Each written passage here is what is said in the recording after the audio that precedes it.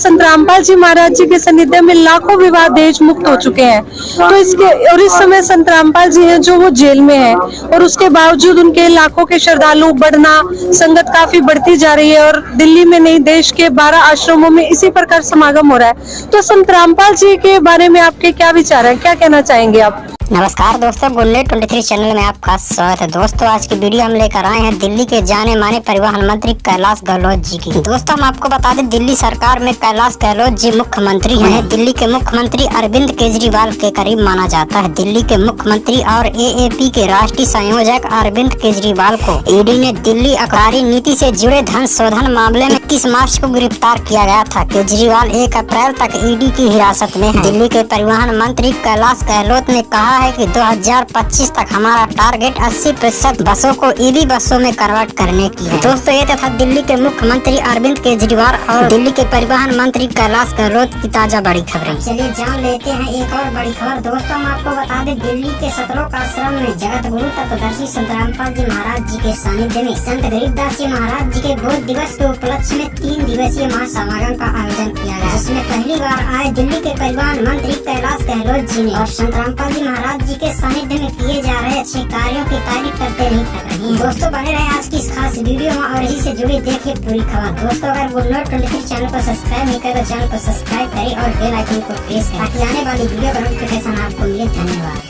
दर्शकों नमस्कार, जैसा कि आप सब जानते हैं, देश भर के 12 आश्रमों में संत रामपाल जी महाराज जी के सानिध्य में 3 दिवसीय महासमागम चल रहा है, और इस समय हम खड़े हैं सतलोक आश्रम मुंडका में, जहां पर मेरे साथ मौजूद है दिल्ली के परिवहन मंत्री कैलाश गहलोत जी। आइए उनसे जानते हैं कि उन्हें यहाँ पर आकर कैसा लगा और संत रामपाल जी महाराज के बारे में उनके क्या विचार है। सर नमस्कार, सबसे पहले तो आप अपना परिचय दीजिए।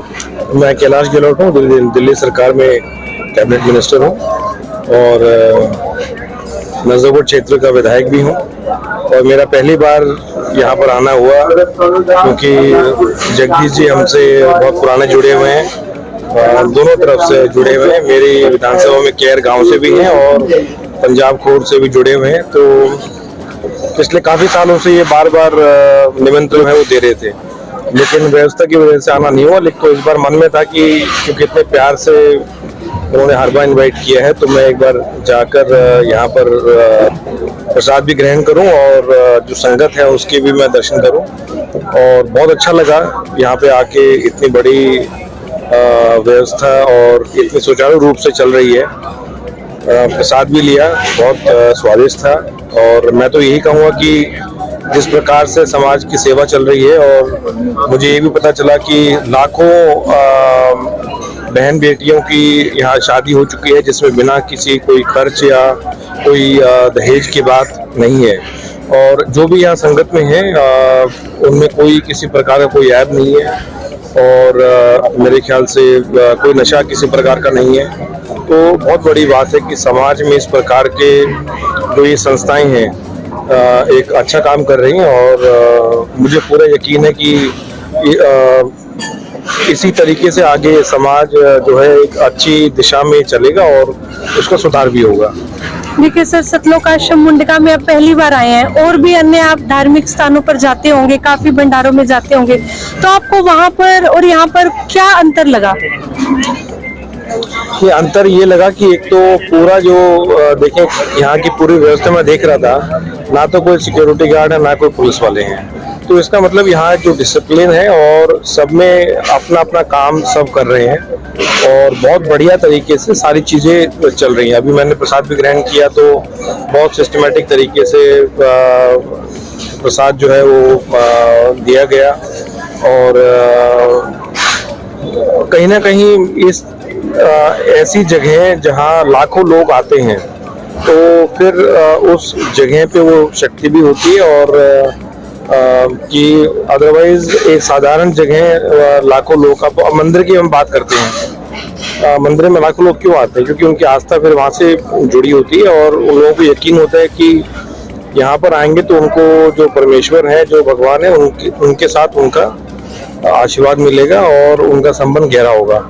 तो मेरे ख्याल से कहीं ना कहीं तो ये सतलोक जैसी जो संस्थाएं हैं उसी प्रकार से लोगों का जुड़ाव होता है, और फिर आगे जुड़े रहते हैं।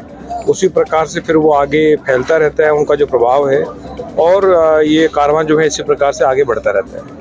देखिए सर, जैसा कि समाज सुधार की बात करें तो संत रामपाल जी महाराज का नाम है जो वो अब सबसे ऊपर आता है, चाहे वो नशा मुक्त अभियान चलाने में हो, चाहे दहेज मुक्त करने में हो, क्योंकि संत रामपाल जी महाराज जी के सानिध्य में लाखों विवाह दहेज मुक्त हो चुके हैं। तो इस समय संत रामपाल जी हैं जो वो जेल में हैं, और उसके बावजूद उनके लाखों के श्रद्धालु बढ़ना, संगत काफी बढ़ती जा रही है, और दिल्ली में नहीं देश के 12 आश्रमों में इसी प्रकार समागम हो रहा है। तो संत रामपाल जी के बारे में आपके क्या विचार हैं, क्या कहना चाहेंगे आप? जो मैंने देखा यहाँ पर संगत में अच्छा काम हो रहा है, और इसी प्रकार से आगे काम बढ़ता रहे, यही मैं भगवान से प्रार्थना करूँगा। और आपने खुद कहा कि वो जेल में है, लेकिन पूरी जो संस्थाएं हैं अपना अपना काम कर रही हैं, तो इसका मतलब ये है कि जो संगत से लोग जुड़े हुए हैं, और जो संगत है वो अपनी ड्यूटी समझ के, अपनी रिस्पॉन्सिबिलिटी समझ के वो सब काम कर रहे हैं, तो एक अच्छा संकेत है।